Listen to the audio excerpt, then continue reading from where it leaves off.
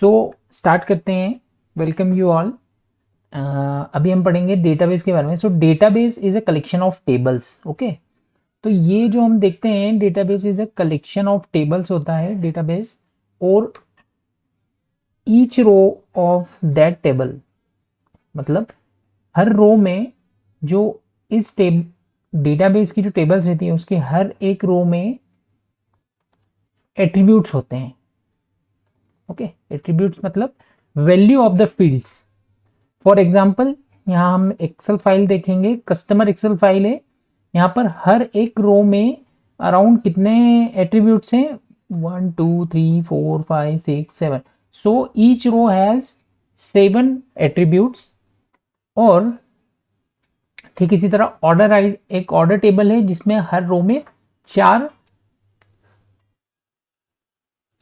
Attributes हैं। Okay, सो इस तरह से डेटाबेस में भी टेबल्स क्रिएट होती है और स्टोर होता है। ठीक है, डेटा इस तरह से स्टोर होता है। तो यहाँ हमारे हर कस्टमर टेबल में ईच रो हैज 7 एट्रीब्यूट्स, और वहीं ऑर्डर टेबल में each row has 4 attributes. Okay, और what is table? So what is tables? अभी हमने देखा कि database is collection of tables. So इधर व्हाट इज टेबल्स पूछा जाएगा तो इसका एक्सप्लेनेशन कुछ होगा कि tables are entity. Okay, tables are entity that holds the data into rows and columns। Okay, तो टेबल्स में आपने अभी देखा होगा, अभी फिर से दिखाता हूं आपको। कस्टमर टेबल है तो यहां पर जो डेटा है वो रोज और कॉलम के फॉर्म में स्टोर होते हैं। तो इस तरह से कुछ डेटाबेस का स्ट्रक्चर होता है। ओके, तो ये हमारी दो चीजें हो गई। अब एक एग्जांपल लेता हूं कि अमेजोन जो हमारा ऐप है, ई कॉमर्स ऐप कहते हैं जिसे हम। तो अमेजोन में जब भी आप फर्स्ट टाइम आप देखेंगे, उस एप्लीकेशन को यूज करेंगे, तो उसे आप क्या करेंगे? Sign up. Okay, sign up करते वक्त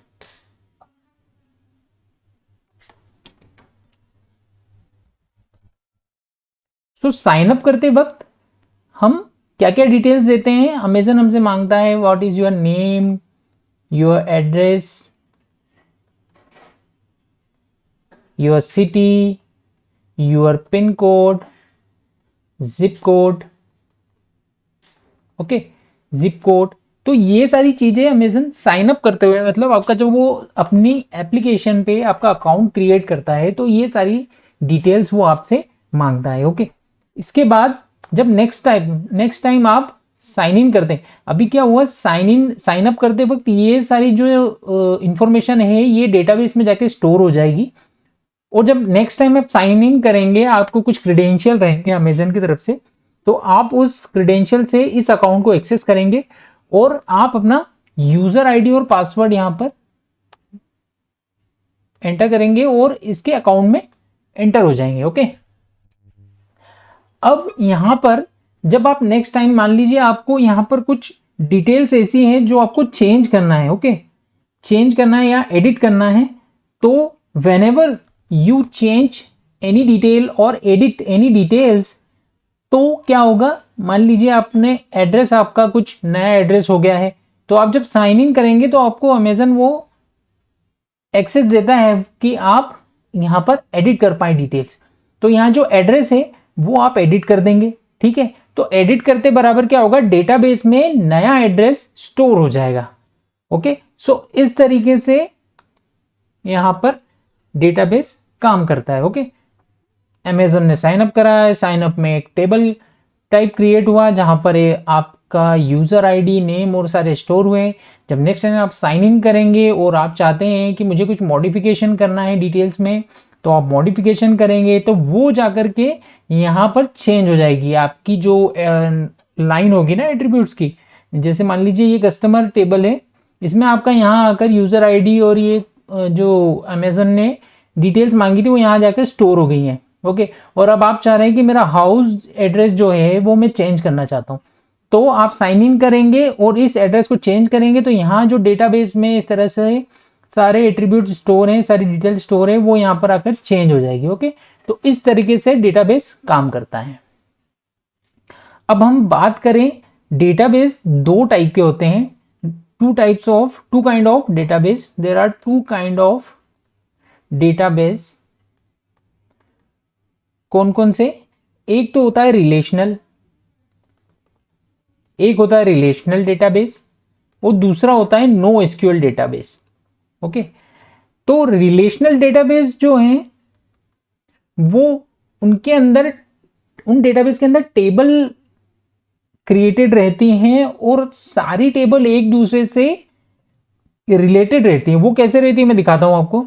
ये जैसे हमारा कस्टमर टेबल है, उसका यूजर आईडी यहाँ पर यूजर 001 है, और ये एक ऑर्डर टेबल है जहां पर यूजर आईडी दिया हुआ है यूजर 001 है, जिसने ये मोबाइल एक ऑर्डर किया है जिसका ऑर्डर आईडी 1 है और उसका स्टेटस अभी शिप्ड बता रहा है। ओके, तो ये क्या हुआ, दोनों ऑर्डर टेबल और कस्टमर टेबल दोनों इंटर रिलेटेड हैं, एक दूसरे से रिलेटेड हैं। तो इस तरीके से रिलेशनल डेटाबेस में डेटा स्टोर होता है। ओके, बट जो NoSQL डेटाबेसेस रहते हैं उसमें टेबल्स क्रिएट नहीं होती है, उसमें अलग तरह से डेटा स्टोर होता है। ओके, और जो रिलेशनल डेटाबेस रहते हैं ये SQL बेस्ड डेटाबेसेस होते हैं। हमने हमारी प्लेलिस्ट में एक वीडियो क्रिएट करा था जिसमें बताया था कि what is the difference between MySQL and SQL। तो SQL जो होती है वो लैंग्वेज होती है जिसके थ्रू हम इस रिलेशनल डेटाबेस में मॉडिफिकेशन या फिर ऑपरेशन परफॉर्म कर पाते हैं। ओके, अब रिलेशनल डेटाबेसेस के एग्जांपल हैं MySQL,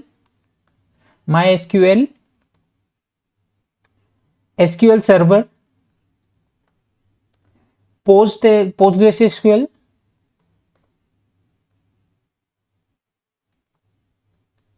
SQLite, MariaDB. So these are the example of relational databases. Okay, ये सारे डेटाबेसेस हैं जो रिलेशनल डेटाबेसेस होते हैं, और इसमें हमें जब भी ऑपरेशन परफॉर्म करना है तो हमें SQL के थ्रू करना पड़ेगा। हमें SQL की क्वेरी इसमें लिखना पड़ेगी इन डेटाबेसेस में, जिससे कि इस जो डेटाबेस के सर्वर पर डेटा स्टोर है उसमें हम ऑपरेशन और मॉडिफिकेशन परफॉर्म कर सकते हैं। ओके, और जो NoSQL डेटाबेस है उनके एग्जांपल में बताता हूं। HBase is the example of NoSQL database. Cassandra, MongoDB and DynamoDB. Okay, so these are the example of NoSQL databases.